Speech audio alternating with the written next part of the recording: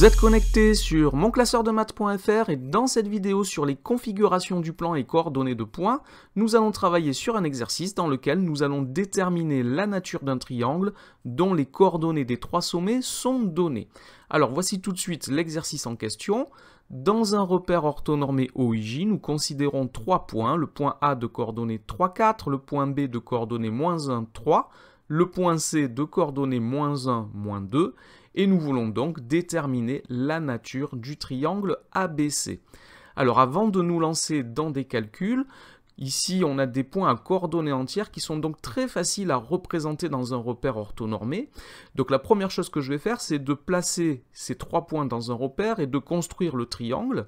Alors je vous rappelle que ici, un graphique ne permet pas de conclure, ne permet pas de répondre à la question, mais il permet de faire une conjecture et lorsque nous aurons fini notre travail, il nous permettra de vérifier notre résultat. Alors ici, si on observe bien, on peut voir que le triangle est isocèle et qu'il est également rectangle en B. Nous allons montrer tout ça. Donc pour cela, il va nous falloir calculer les mesures des trois côtés du triangle. Je vous rappelle que le triangle peut être soit quelconque, soit isocèle, soit équilatéral, soit rectangle, soit isocèle rectangle ou rectangle isocèle. Donc nous allons calculer les longueurs des côtés de ce triangle, donc les côtés AB, BC et AC. Et pour cela, je vous rappelle la formule que l'on utilise dans un repère orthonormé. La distance entre deux points, les points A et B de coordonnées XA, YA et le point B de coordonnées XB, YB, se calcule par AB égale racine carrée de, entre parenthèses, XB moins XA au carré, plus, entre parenthèses, YB moins YA au carré. Et c'est cette formule que nous allons tout de suite utiliser pour calculer la longueur AB, la mesure du segment AB.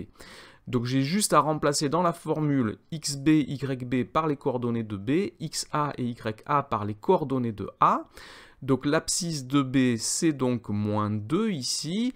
L'abscisse de A, c'est 3. J'ai donc -2, -3 au carré sous le radical, plus 3, moins 4. L'ordonnée de B est 3 et l'ordonnée de A est 4. J'ai donc, première parenthèse sous le radical, -2, -3, cela fait -5. Et la deuxième parenthèse, 3 moins 4, cela fait -1. J'ai donc racine carrée de -5 au carré plus -1 au carré. -5 au carré, c'est 25. -1 au carré, c'est 1. J'ai donc racine carrée de 25 plus 1, ce qui fait racine carrée de 26. J'applique la même formule pour calculer la longueur BC.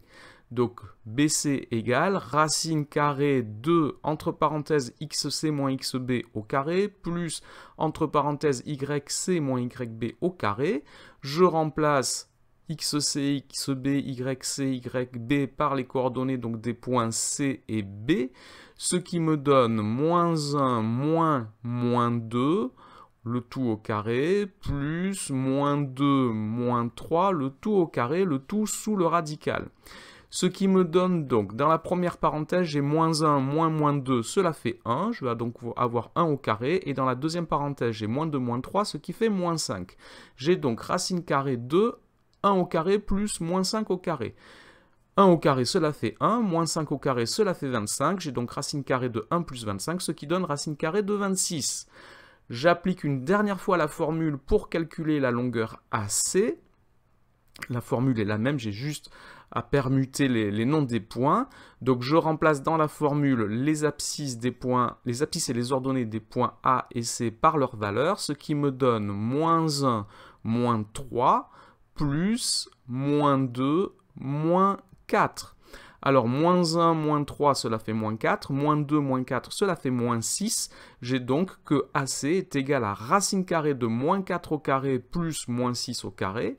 -4 au carré, cela fait 4 fois 4, 16, et -6 au carré, cela fait 6 fois 6, 36. J'ai donc racine carrée de 16 plus 36, ce qui donne racine carrée de 52. Voilà, j'ai fait les calculs des trois mesures des trois côtés du triangle. Maintenant, on va voir ce qu'on en fait, on va pouvoir conclure. Donc je peux constater tout de suite que les côtés AB et BC de ce triangle ont la même mesure. On peut donc en déduire que le triangle est isocèle en B. D'accord? J'ai AB qui est égal à BC. Maintenant, il faut vérifier si le triangle est rectangle et surtout, il ne faut pas oublier de vérifier si le triangle est rectangle. Quelle que soit la conjecture que l'on fasse d'après le graphique, il faut penser à le vérifier. Même si sur le graphique, on voit que le triangle n'est pas du tout un triangle rectangle, il faut quand même le vérifier pour montrer qu'on a pensé à le vérifier et qu'on est certain que ce n'est pas un triangle rectangle.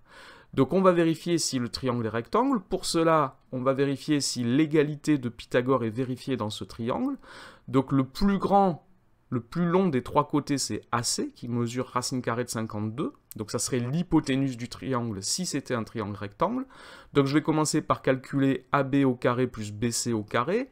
Donc AB au carré, c'est racine carrée de 26 au carré, c'est-à-dire 26. Pareil pour BC, j'ai donc 26 plus 26, et cela fait donc 52. AC au carré, c'est racine de 52 au carré, c'est-à-dire 52. J'ai l'égalité de Pythagore ici qui est vérifiée, c'est-à-dire que AB au carré plus BC au carré est égal à AC au carré. Je peux donc conclure que d'après la réciproque du théorème de Pythagore, le triangle ABC est rectangle en B. Le triangle ABC est donc un triangle rectangle isocèle en B. Voilà pour la méthode pour déterminer la nature d'un triangle.